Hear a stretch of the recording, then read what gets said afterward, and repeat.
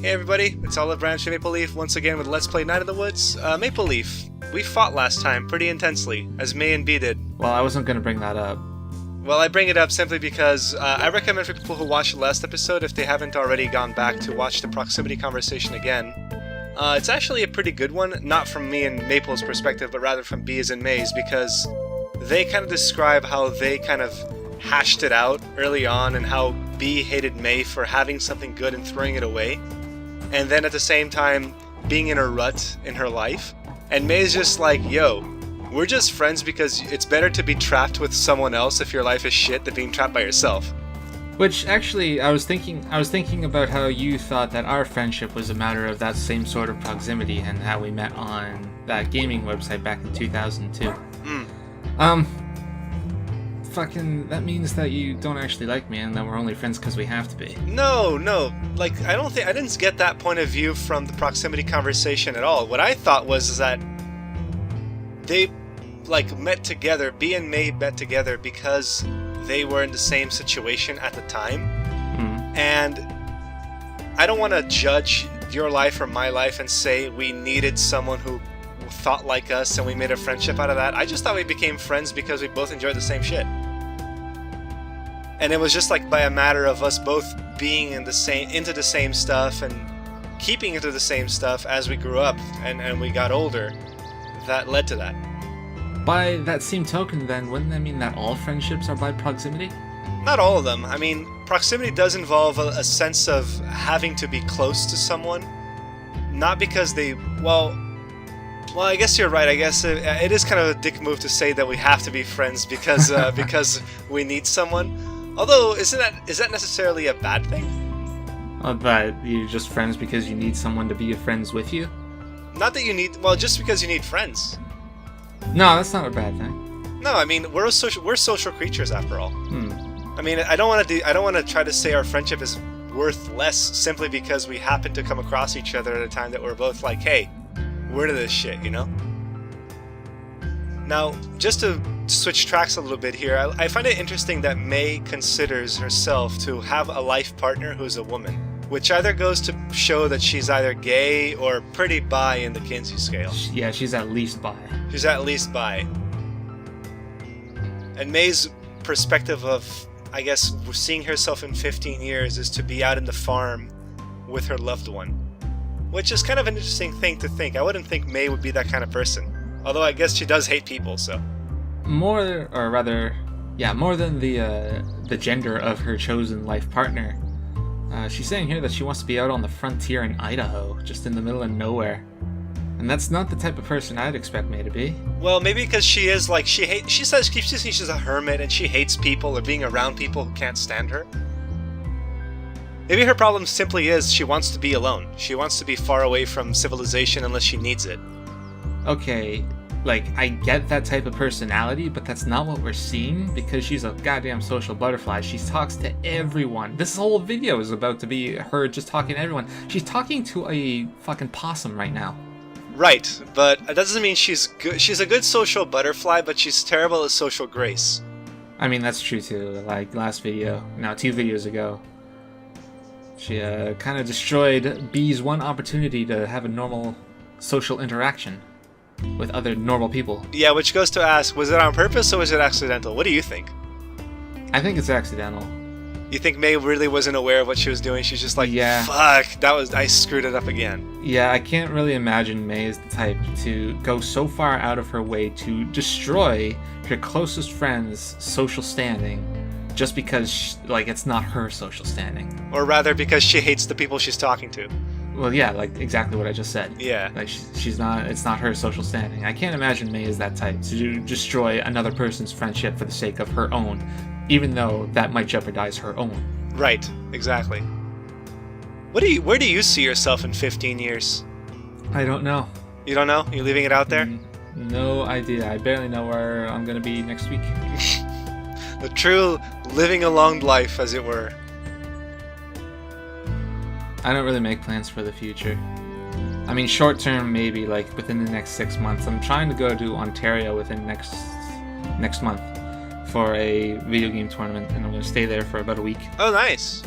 and then I'm gonna come back. Sweet. Well, I mean, I bring this up. I mean, I think it's kind of timely that we're doing this episode on my birthday, because I just turned 30 today. And considering where I want to be in life in the next 10 years, I would say, I mean, I don't want to go to a farm like Maya does, but I definitely want to have a comfortable life, maybe by myself. I don't see myself marrying anytime soon, to be honest. Also, like May repeats here 3 times, no children, no children, no children. That's me. I really don't want kids at all. You know, there are a bunch of studies about when the best time to get married is and when the best time to have children is. And they're both in their early 30s. And you say things like you don't really plan on settling down, you don't plan on having kids, but, you know, you're also, like, on the cusp of having a midlife crisis, so who knows? Oh, shit. I'm triggering it. I'm triggering it right now. I'm just saying, like, don't count anything out yet. No, true enough. I mean, you're right. People do change their mind, but when it comes to something as big as children, I mean, I would like to say that I've kind of put thought into it, but I know people keep saying, oh, but it's so different when whatever happens, and it's like, I don't want to just go into that stereotype, you know? I would like to think that I've already put enough thought into it to be like, yeah, pretty certain I don't want to have my own. My sister plans on having them, so there you go. Do you, like, is there a problem with the kids, or do you just not want that responsibility? Good question. I mean, it's a little bit of column A and a little bit of column B. I mean, looking at the world from a purely kind of like cold, logical point of view, we already have an overpopulated Earth. I don't think adding more to that is going to be any fun. I mean, with climate change coming in, I really don't want our next generation to just be like, well, why did you fucking bring me here, you know? So hold on a second. What's the cop's name again? This is Aunt Molly. There you go, thank you. And Aunt Molly just wants to interrupt us before going to town and be like, hey, we found that arm. And of course, May being the social butterfly, she's like, what the hell do you want? Hi. I'd be interested in the arm. Yeah. I mean, I'm interested in the arm. Well, May is too. It was the catalyst to this entire primary plot. The primary plot, I would say, is May hanging around. The arm is definitely on the periphery of, like, something dark is going on, you know? And now we're just kind of bringing it back. It's like, hey, remember that arm? Molly does. The arm was removed post-mortem.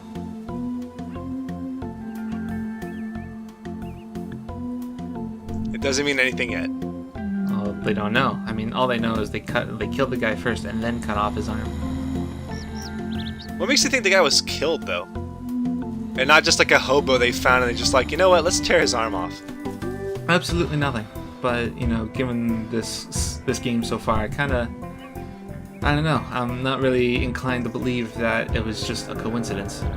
May immediately goes to the ghost, rather than, you know, the human factor.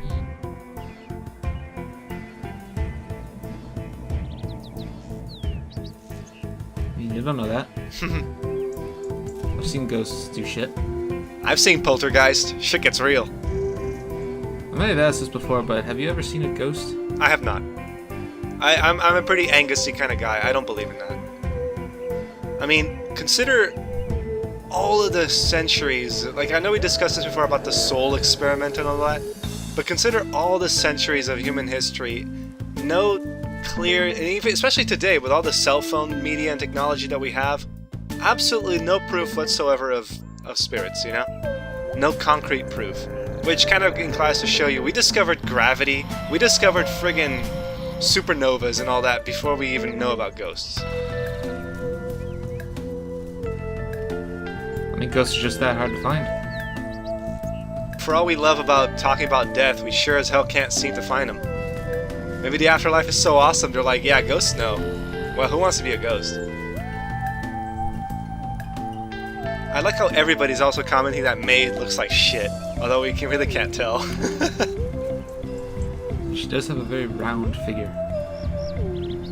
The answer is always yes. We love your poems, Selmers. Nah, maybe another time. Stars. Like lights on cars. Drive across the dark and never park. That's rude. and not good for the environment. Yeah, really, stars. Friggin' watch your carbon God, what is the word? Not intake. Carbon footprint? Carbon footprint is a good one, yes. This reminds me, have you ever tried writing a poem before of your own? The answer is yes. And I still have it saved on my computer. Is it any good? No. No? Well, isn't that how most poetry begins? It begins like really cliche and kind of bad. And then with practice, you just become better. Just like writing. Well, I'm the type of person that thinks if you want to write a poem, it doesn't like have to rhyme or anything. You could just do a free form. You could just write down something that, whether or not it means anything to you, is kind of irrelevant, just as long as you call it a poem. It's just something that you have produced, and it's like automatically art. Whether or not it's any good is up to debate. But like the definition of the word art is pretty nebulous. It all depends on the person that wrote it, and if the person that wrote it says that it's art, then who are you to say otherwise, right? I want to point out two things here. I find it interesting that May can ask Summers about the ghost or about the kids, and I go with the kids. Another thing I want to point out is that we're seeing more and more rats spreading around town. You see that rat just running at the guy's porch? I do. That rat was not there early in the game. I think we literally caused a rat infestation in the city by feeding those babies. Well, I mean, it makes sense. Well, yeah. I mean, you'd think though that if only 4 rats inside a giant duck were enough to friggin' trigger an apocalypse of rats, you wouldn't be expecting it. That May would be the rat queen, the birther of all this shit. I mean, I would. Rats, they have a very, very short gestation period. Something like a little over a week. That's a really short gestation period. Yeah, and they mature pretty fast too, so yeah, I'd imagine it makes sense, at least to me. I'd be horrified if part of this game goes into some sort of like rats in the walls situation. Have you read that short story by Lovecraft? The Rats in the Walls? I don't think I've read that one. Okay, because basically the idea is just this guy, like, he gets this big mansion in like the old England or whatever, and he wants to restore it, but there's a lot of like nebulous bad mojo around the place that the whole town kind of hates, the restoration for. Because like, oh yeah, bad people live there, they had a cult or some shit, Lovecraftian stuff. And during the night, like, he keeps hearing the rustling of rats in the walls, but then he finds nothing day after day until eventually he and a team of archaeologists kind of go into they find a secret staircase that leads into this like giant underground cavern where basically a cult was happening, and they had thousands and thousands of dead people, skeletons, and rat bones everywhere. And it's like, geez, man, that's just crawling up your skin kind of thing, I think The Simpsons did a parody of that once. No shit. Jeez, The Simpsons did everything. Well, The Simpsons literally did do everything. You name a situation, and it's very likely that The Simpsons did do it. Simpsons did it. Simpsons did it. They did do it. But have they ever done Night in the Woods? Give it time. And if this game gets popular enough. Just like a throwaway reference, you see like a little May at the corner of the screen, like in a crowd. Be like, that's May! Something like that. It's gonna be like one of those South Park Imagination Land episodes. Just characters everywhere.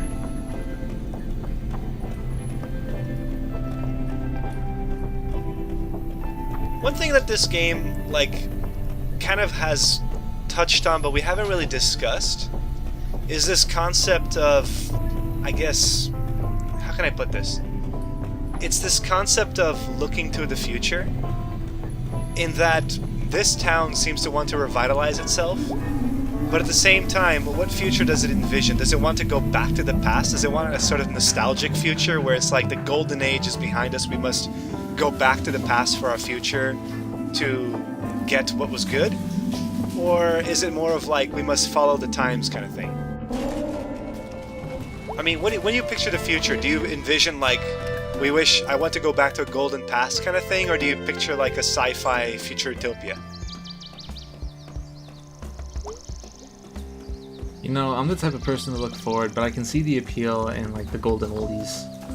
where, you know, the power of the dollar was a whole lot better than it is now. Like, friggin', it turns out, like, a dime back in the late 1800s, an American dime, it had about as much spending power as, like, $1.50 does today. Maybe even stronger than that, but yeah. I'm the type of person to look to the future, and as for the people of Possum Springs, I would assume that they're the type to go to the past. They're like, Possum Springs is a coal mining town, isn't it? It is. Yeah, so... Or it was, rather. So, like, what else does Possum Springs possibly have to its name other than its coal mining? Absolutely nothing, and that's what the council at least is saying we have to revitalize, you know? Yeah, but revitalize how? There's nothing there. They've mined all the coal. Bruce is going home. Jeez, when Mace says that, it just sounds freaking morbid. Going home to his kids. Yeah. This just leads me to believe that May has no idea. Like, she doesn't really grasp social cues. Or implications. Yeah, or implications. Which makes me consider, remember how Bruce refused to tell us about his daughter? Playing this, I was like, oh fuck, his daughter is dead and he wants to go to his kids. Literally wants to kill himself and meet them in the afterlife. I mean, I did not want to think that Bruce killed himself, but given that Pastor K is like, you know, thanks for letting me know. You know, and then May herself just asked, are you not happy about this? Like, Bruce is going home. Karen's like, yeah, okay. Well, that just got downer fast, didn't it? One less mouth to talk to. One less character to speak to, yeah. I wonder if he jumped off the side. Nah, that wouldn't be him. It would be too easy. We'd find him immediately, or at least the people of Possum Springs would. Yeah, he'd just be like, he probably would take a train somewhere and be like, I'm gonna go to a town and nobody's found. You know, I don't want to consider the fact that he probably did kill himself, but at the same time, it'd be irresponsible, yeah? It's entirely possible that we're wrong and that he literally did go home. To his kids. Yeah. Hoping to be like, be accepted back. You know, we gotta keep the best in our hearts, right? Because this game is already depressing as shit. We can't let it get even more depressing.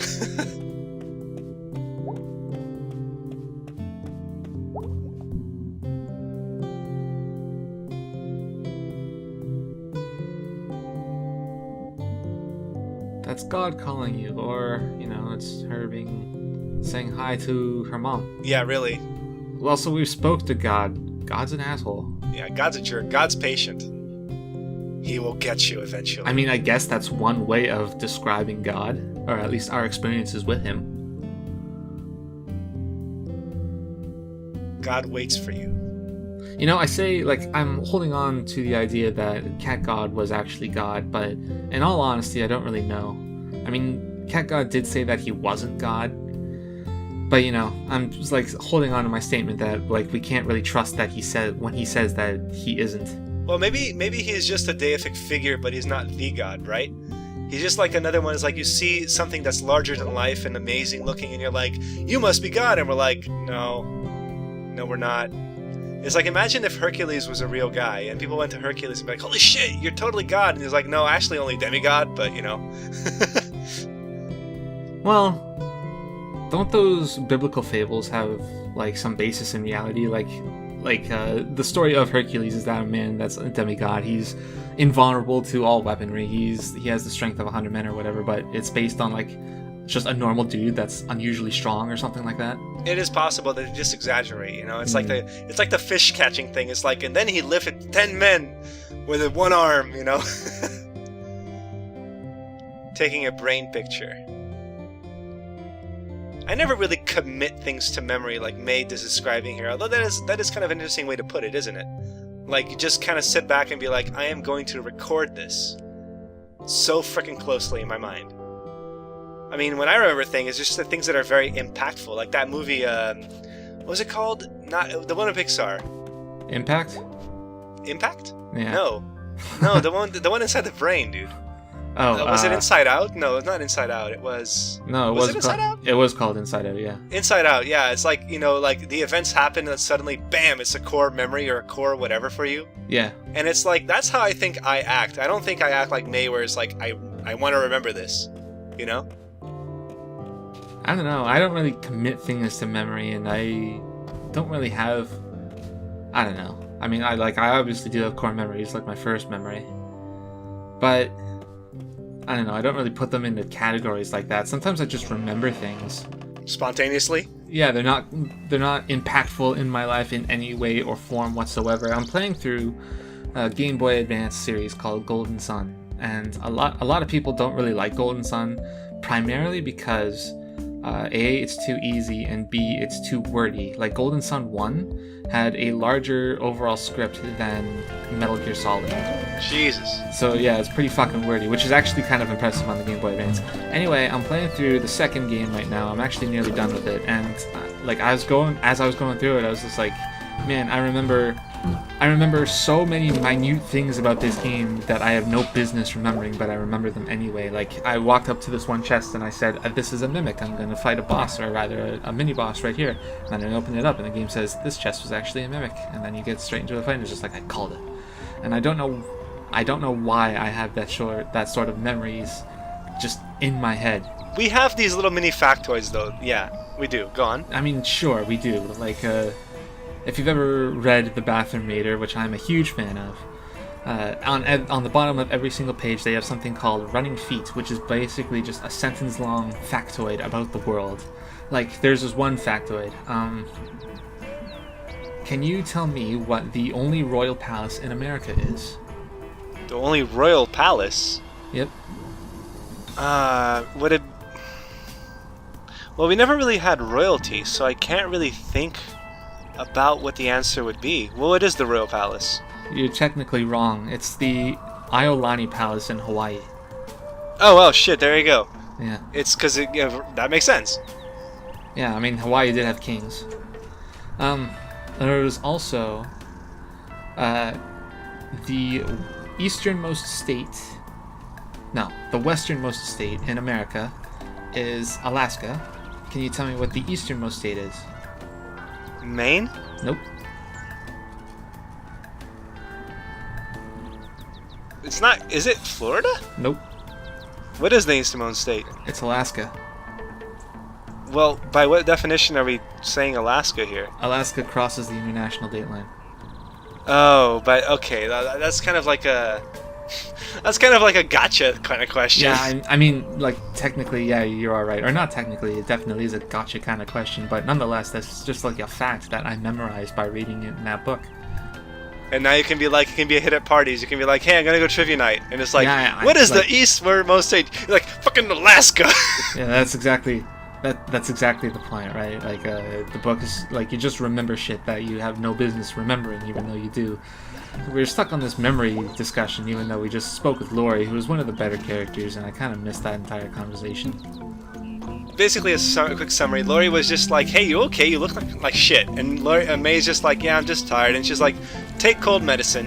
And then May just spaces out, staring at Lori. And Lori's like, are you okay?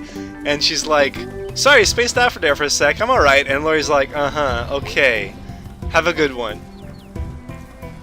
May's just going nutso here. I'd imagine it's because May, she didn't like being given like doctorly advice by someone she perceives to be younger than her, even though Lori literally is younger than her. No, I don't know. I could have taken the option to be kind of an a-hole, to be like whatever. I actually said thanks for the advice, doc, because I do want their friendship to be kind of cool.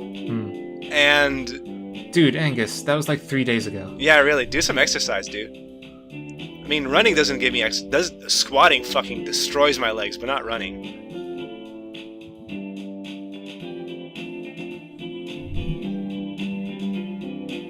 I played In the Groove for the first time in like a week and a half or 2 weeks, just today, and that was pretty fun. And tomorrow you're gonna feel like shit? Probably not. But I'm not going to play it tomorrow. That's usually how I go. I play it one day, then I take the next day off.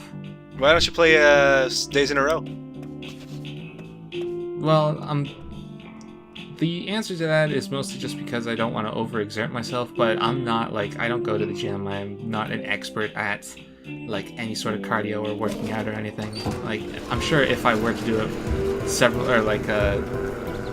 constantly every day in a row, it wouldn't actually be any sort of detrimental to me. No, it'll maybe benefit, I'd say. Yeah. Man, you are right. There are a shitload of rats. Oh, hey, this pair of guys. One guy's moving on. So it's another mouth that we won't be able to talk to anymore. Or rather, eavesdrop. Kids excited about getting out of this shithole? Imagine if he's just moving like to a town next door. He's like, yeah, we're just going to Beagle or whatever the other name's town was. But hey, maybe not. Maybe this guy's going to a bigger and better state and be like, fucking no more mining for me. You'd probably know this better than me, but I have no idea about America's geography. Is Kentucky next to Ohio? Ooh. No. I was thinking Oklahoma, but no, Kentucky's not next to Ohio. Oh god, if I just said that I'm wrong, I'm gonna get so blasted, but I don't have a map in front of me. I don't think anyone actually cares. I'm pretty sure Kentucky is like southeast. Ohio's more touching the Great Lakes, you know? Kentucky's kind of south. Why though? I asked because there was this one time, a couple years ago, I went to Ohio for another video game tournament actually. And on the way back, our cab driver got lost somehow. He was trying to get us to the airport, and somehow we ended up in the backroads country of whatever state we were in. I'm pretty sure we left Ohio and we went someplace nearby, and my traveling companion was pretty convinced it was Kentucky. But I just remember going there, and we just kind of drove around on the highway for a little bit, and it was actually very beautiful.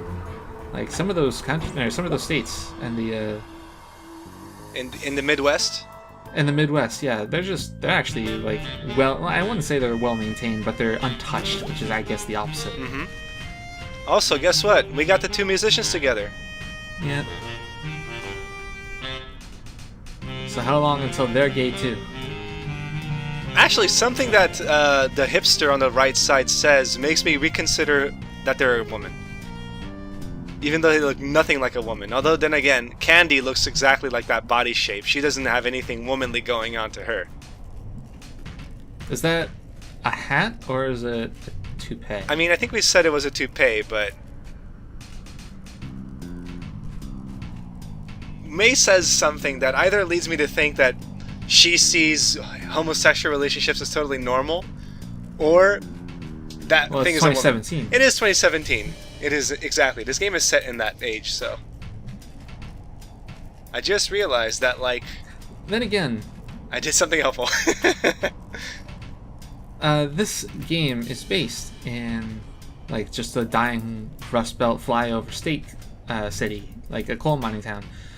And, you know, those cities, like, I don't want to presume anything, but... I guess that's exactly what I'm doing, but aren't they like super ultra conservative and they're like against the gays or whatever? So wouldn't someone like May, who was born and raised in one of these cities, wouldn't they think that, you know, homosexuality is not like, there's no real easy way to say this, but wouldn't someone like May see homosexuality as, I don't know, wrong or a sin or different? Well, she never was religious, but I imagine that today, like, when you're talking about, you know, gay love and all that, it seems that most people just want to live their life and they don't really give a shit about what other people are doing. It's more like you hear the loud people saying like, oh, fuck the gays kind of thing, you know? Mm. And I want to imagine that most Americans are decent people who just live their life day to day. And they just maybe are politically leaning one way or another, usually sometimes that are just bad. But I was going to say that most people don't seem to give a shit.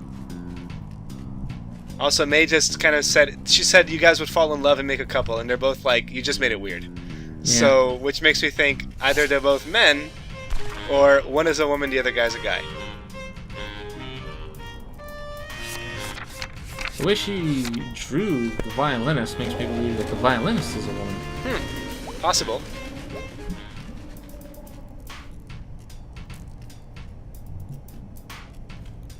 Found him backstage. Well, Well, whatever. What, posters? Well, it's just that I was gonna say, these two characters, they didn't, like, they gave reasons why they would never get together. Like, the one on the left is in a serious monogamous relationship, and the one on the right is not in the market and has a son. But I was gonna say that, you know, I'm not, strictly speaking, hearing a no. It's like polygamy is A-okay. Deep hollow hollowers. Say that 3 times fast, and I do. Deep hollow hollowers, deep hollow hollowers, deep hollow hollowers. Hollowers. One smart fella, he felt smart. Just say that as many times as you can, as quickly as you can. One smart fella, he felt smart. One smart fella, he felt smart. One smart fella, he felt smart. Kind of decently. I didn't say 3. I said as many times Oh, as you can. jeez. But the joke is that eventually you're gonna say one smart fella, he smelt fart. Makes sense. It's just one of those tongue twisters. How long have you lived here? You're a kid, and I can either say I'm 20 to say I'm not a kid, fuck you, or I've lived here my whole life. You got no excuse for not knowing about the deep hollow hollowers. God damn it.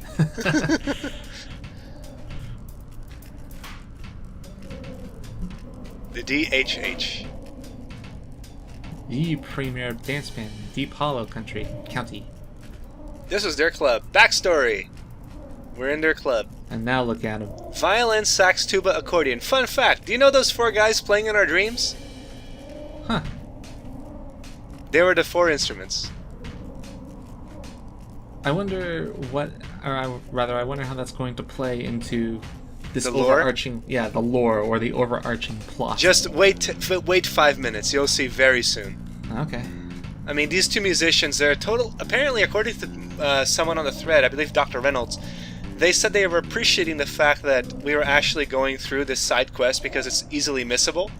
I can't even consider this a side quest. I mean, what did you call this? A side event?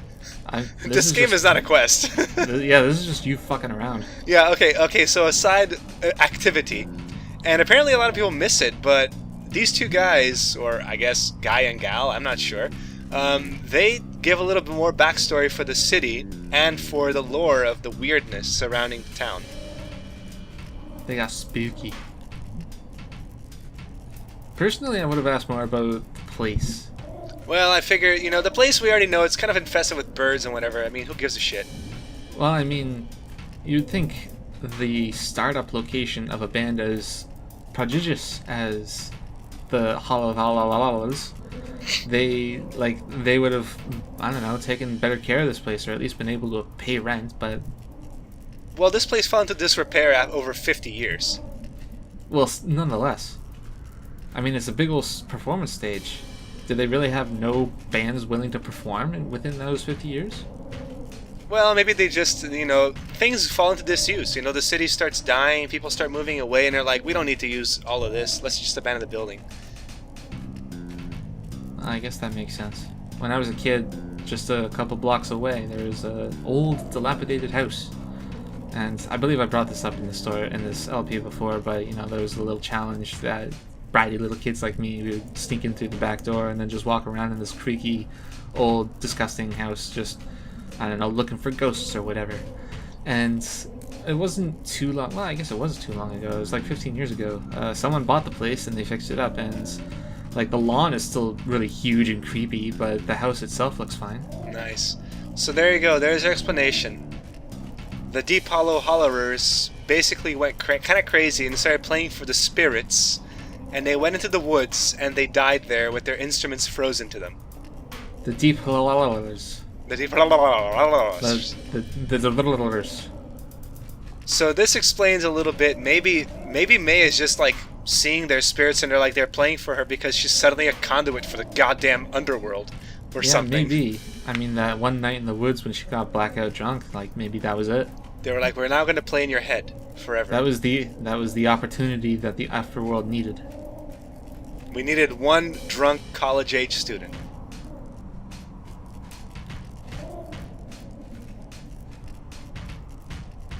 Huzzah! We reinvigorated this place. Husker B Ballroom. I mean, they could make it happen. Pigeons also poop everywhere. Aw, mate. God, that place must smell. It's because their music stinks! This place could use some good. You know, that sentence rather, can apply to literally the entire town. Music fills empty space. Oh, there you go. It is the one universal language. So who are we missing? A drummer and accordion? No. We're missing a tubaist and An accordion, I know that. an accordion. Yes, exactly. So, but the four instruments were the violin, the sax, the tuba, and an accordion. So hey, yeah, they're 2 out of 4. Yeah, we got the fiddle and the sax. I'm sure there's a difference between a fiddle and a violin. Yeah, Salim, I believe, is the name of the other guy, the violinist or the fiddler. Even he said it's a violin, and May's like, aren't the fiddle and the violin the same? There's like, I assure you they are not. Alright. Maybe a fiddle is like a smaller violin. It's like a viola and a violin kind of thing. Yo, what's up, Germ? What kind of voice do you think Germ has? Probably like a totally what's up. You know, he's kind of like a what you call it, like a raspy voice. Like wily? Sort of graspy. Okay, now give it the exact opposite. Velvety smooth. Hmm. You seem something too. To me, you do. To me, you do. Oh, He thanks, also, Germ. he also talks weird and puts like weird inflections on his words. Like, to me, you do. It's like, okay, Germ. No opportunity to talk again, but like, you look something too. Like he just stresses the wrong syllable. Yeah, I mean, I did that a lot when I was a kid. Maybe Germ just doesn't grow out of that. According to some people, I have a very Christopher Walken type of speaking. And I just can't see it myself, but people, I guess earlier on I had more of a pause, stress kind of thing. You did get that a lot during your Need for Speed Let's Play, and I would imagine if it was because of your stuttering, I would imagine it's because you were doing that commentary live while you were playing, and it's kind of difficult to focus on a game as action-packed as Need for Speed while also giving a lot of really interesting factoids about car manufacturing or whatever. No, I left that to AAA. The other guy who actually knew car shit. I was just like, I like cars, they go fast. Well, I mean, you were still relaying the information. Yeah.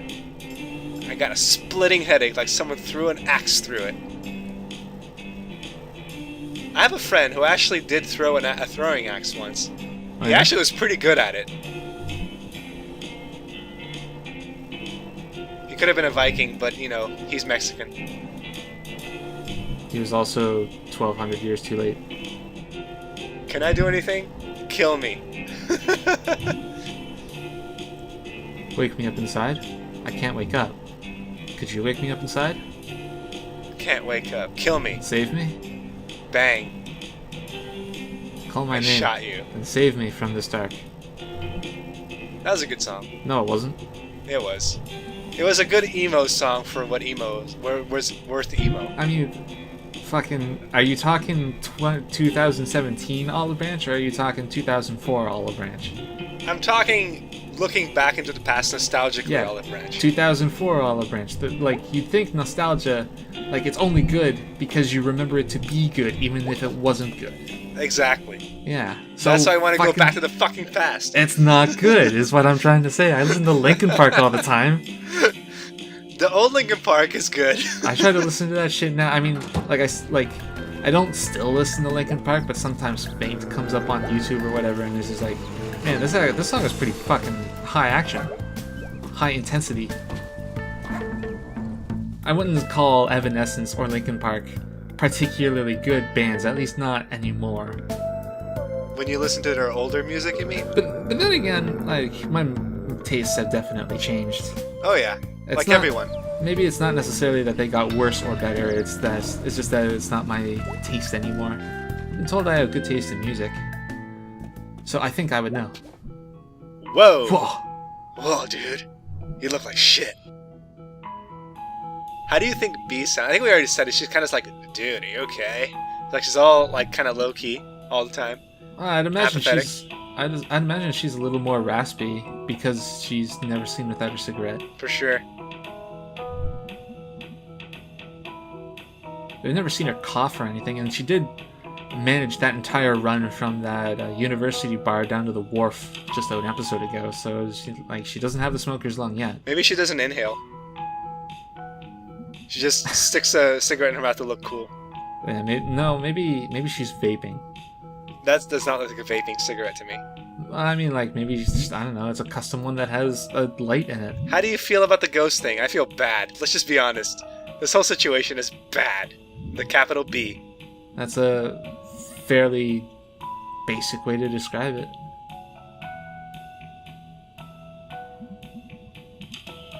See, that's when you go to the doctor. And that's when you definitely go to the doctor.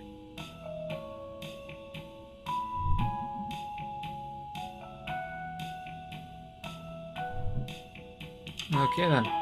So who are we hanging out with next time? That's B. She right? won the most votes. I mean, after Angus. So did you still want to check out the Garrett Guard? Fuck yeah, but not this time. Not right this red hot second. Let me know. Will do, B. And that is for next time, ladies and gentlemen. We're going to go check out the graveyard with B. So we hope to catch you then because we're going to go get sad. Get sad. Get sad.